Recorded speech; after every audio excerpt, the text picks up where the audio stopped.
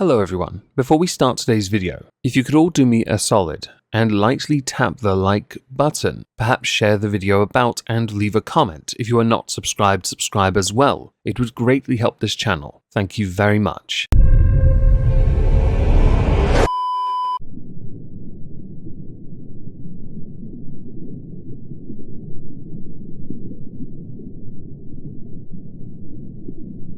Well, isn't this just fantastic?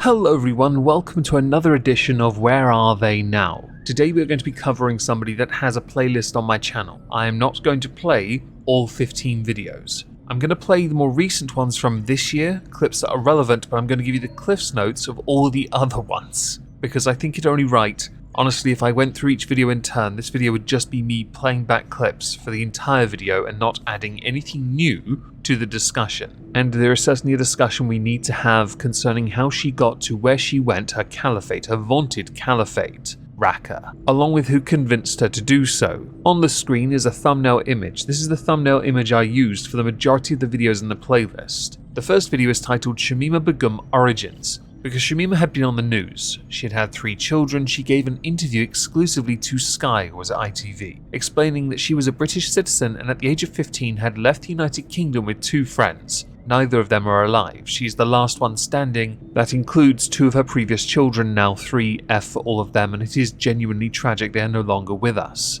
My view then was the same as it is now. Those children should have been given asylum back in the United Kingdom, not with Shamima though. Shamima was begging to come home, but in the interview she'd made a number of points justifying her caliphate's existence and responses, like for example the Manchester bombing at the Ariana Grande show, I believe. She justified it by saying, well, we had an airstrike, so it seemed only right. Which was a rather deluded thing to say. I do believe at that point she'd only just given birth, and so she was a bit all over the place. As a response to this, video number 2, the Home Office and Sajid Javid, then Home Secretary, revoked her citizenship. Under international law, you're not allowed to be stateless, i.e. not have a citizenship in a country. Thankfully, Shamima's father is Bangladeshi. Video 3, her father supported the United Kingdom's decision in this because he does not like Shamima. Her family back home want her back in the United Kingdom, but when journalists went around Bethnal Green where she came from, they were about 2/3 get her out of here, we don't want her anywhere near this place ever again. The other third were, oh, but she's only young and made a little mistake. In the 4th video, she said sorry, but I think we can all agree it was insincere and entirely because the backlash was quite significant and she finally understood the consequences of her actions.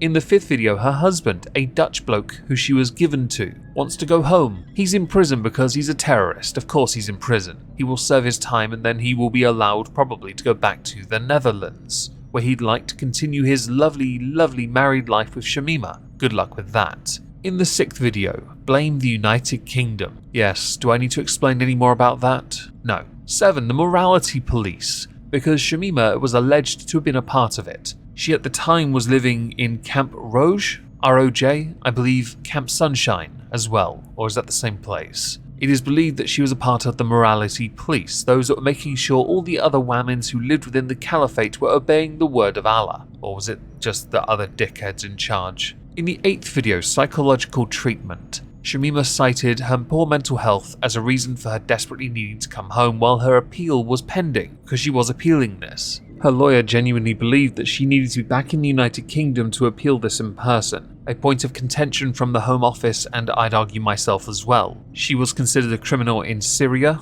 therefore she must serve her time there until she is free. Video 9 was a Halls of Injustice, catching up with everything she had done and laying it out there that I firmly believed she should stay there for the time being. Video 10 was the belief that she would be coming home to deal with the appeal, and if she lost, she'd probably still stay here anyway, or just go to prison in the United Kingdom where people are treated like, well, veritable hotel guests in luxury. The Wi-Fi password is 1234. But then video 11 saved it because she lost her appeal. Yes, the Supreme Court decided, sod off, we're going to uphold what the government says because Shamima Begum is not stateless, which was the main point. There was another point that she was groomed, and there was someone involved in that. There really was. There are actually other people involved as well. We're going to get to those after this, I promise you that. Video 12, Reasons and Regrets. Shamima had given another interview. In this interview, she spoke a bit more clearly, appeared to have westernized herself a little more, almost tried her best to fit in and understand the outrage from the British people and how she should be held accountable for what she did, but not accountable in this country, the country she walked away from, the one she gave her passport up for in Turkey to go into Syria, the one where she took her friends and decided the United Kingdom is not for me and my belief in my faith, and naffed off somewhere else. That then became Rubble, a US department store on Black Friday. For the next part, which are 3 videos that I made this year, given television time, current situation, and a filmmaker wanting Shamima to come home, I want to play short clips from all 3 of those, with the intention being afterwards to talk about what it is that has cropped up in the news that I find so fascinating, along with the belief that Shamima might be in the United Kingdom already. For some peculiar reason, one of the main TV networks in the United Kingdom, ITV, on their morning show Good Morning Britain, the show that Piers Morgan used to be a part of, decided to get Shamima Begum onto their show, and it is that interview we're going to address an aspect of today. This, personally, I think is a bad idea, and I believe I am not alone based on the mass downvoting of the YouTube version of that interview. So while she is in Camp Sunshine, she said the following, which I can't play a clip of, but I will read the quote instead. "I would rather die than go back to IS, and that I am willing to go to court and face the people who made these claims and refute these claims, because I know I did nothing in IS but be a mother and a wife. These claims are being made to make me look worse because the government do not have anything on me," which is of course why the Supreme Court ruled that she could not return to the UK to contest a case in person, by talking about Shamima Begum, the Blame Game podcast from ITV News. In a recent article with the Financial Times, Fiona Sturgis wrote about her experience from listening to this podcast, how she was initially tempted to switch it off, mostly because while everyone has had their own opinion on the subject, she did not believe there was any point having a podcast that was finger-pointing and adding to the noise, later conceding, because this is her job to listen to, that this podcast offers a more detailed account of the circumstances that led to her departing for Syria than what we know so far, continuing by pointing out that while Katru, the global security editor at ITV News, had access to archived material, he could have easily made a rather shoddy show from that, where the presenter looks at individuals, institutions in a position to intervene, family, school, local council and the police, and how some small oversights had big consequences, such as the letter sent out to parents at Begum School regarding another pupil who had left to join ISIS a few weeks earlier. Rather than being sent directly, the letter was given to children to pass to the parents. Shamima hid hers in a textbook. The podcast goes on to point out that you can't really lay sole blame on one person, because Shamima's actions were the result of a confluence of events and failures. In the final episode, there was a comment made by Shamima where she said, "I didn't make myself a poster girl. ISIS did not make me a poster girl. The UK made me a poster girl." The BBC, and I'll insert it now, defund the BBC, has decided to make a 2-part documentary on BBC Two and a 10-part audio series for Radio 5, where it will explore the story of Shamima Begum. The filmmaker Josh Baker, who is going to be making this, has said that this is one of the most talked about, yet least understood stories of our time. For over 12 months, Shamima has been talking to investigative journalist Josh Baker, giving him what she says is her definitive account of everything that happened to her. Back in 2015, Josh Baker was working on a documentary in an East London mosque when news broke that 3 local schoolgirls had disappeared and were on their way to join ISIS. Baker at the time was filming the mosque, trying to bring the families to get their daughters home. The alleged attempt of this is to dispel the fiction and unearth new information along the way, and also trying to explain the points of the travel from Bethnal Green to the Caliphate in Syria. On the 14th of July 2022, a British filmmaker who has formed close bonds with jihadi brides, including Shamima, has called for Britain to bring home the families of ISIS fighters who are being held in Syria Syrian camps because they are our problem. Andrew Drury, who regularly visits the Al-Roj camp in northeast Syria, says he feels sorry for 22-year-old Shamima. Drury has also said he has formed such a close relationship with other foreign jihadi brides at the camp that they hug him, pose for selfies with him, and ask for gifts for their children. Drury believes that the UK has a responsibility to bring British jihadi brides like Shamima home because it was not fair to leave them to be in danger to the Syrians and the Kurds. On September the 2nd of this year, Orla Seraph tweeted to somebody who is a mod on my server that knows me well enough. Apparently, Shamima was indeed groomed and trafficked by a Western spy. Both the Canadian and UK government knew about it at the time and allowed it to happen. Underneath is an article from The Guardian. Now, I know many people don't respect The Guardian, but we must allow the information to be presented before we draw a conclusion. Don't prejudge. Shamima Begum was smuggled into Syria for IS by a Canadian spy whose role was covered up by security services, it has been claimed. Ottawa is accused of withholding information about her whereabouts while the Metropolitan Police scrambled an international search for her. However, it is stated that Canadian intelligence did not learn that Begum had been recruited until 4 days after she left Britain. By then, she'd already crossed the border into Syria. The claim is made in The Secret History of the Five Eyes by Richard Kerbaj, which is published on Thursday, so a while ago. Five Eyes is the network of intelligence sharing between Britain, the US, Canada, Australia, and New Zealand. Rashid is said to have been a double agent who shared Shamima's passport details with Canada and smuggled dozens of others from Britain to fight for IS. Point of contention though, it was not her passport that she had with her, it was someone else's. In that book, Kerbaj writes that Canada's intelligence service remains silent about the explosive allegations, taking refuge in the one thing that protects an intelligence agency, including those within the Five Eyes against potential embarrassment, i.e. secrecy. Being quoted as saying, "For 7 years now, this has been covered up by the Canadians. I think the cover-up is worse than the offence in many ways here because you would expect human intelligence agencies to recruit members of criminal groups and terrorist groups." Also saying, I think they felt on balance that it is best not to discuss this because there were still British and other Western hostages in that territory. There was concern that at the same time that they're trying to get access to ISIS and trying to infiltrate that group. If a story like this emerges that one of their own had been flipped there, was working for the Canadian services, then that would potentially make them even more paranoid and start, well, doing that to people. At the end of the article, it also points out that Shamima is due to make a fresh case at the Special Immigration Appeals Commission in November of 2022. We're now in December, so who knows, something might have popped up between now and then that I'll have to add to the end of the video with future Meg. I mentioned somebody earlier in that little quote called Rashid, full name Mohammed al-Rashid. Mohammed al-Rashid facilitated the journey to Syria and was arrested days after this had been completed in Turkey. And just for the sake of transparency, the government, UK and Canadian, refused to comment on this in detail, these allegations, with Trudeau deviating slightly by saying that intelligence services need to be flexible and creative in their approaches to fight terrorism, but they are bound by strict rules. The real claim that makes this all muddy, murky, and more grey than it had been ever before is the fact that Mohammed al-Rashid is considered by some now to be a double agent because of the trafficking, being on the payroll for both Canadian intelligence and at the time Islamic State. The United Kingdom, America,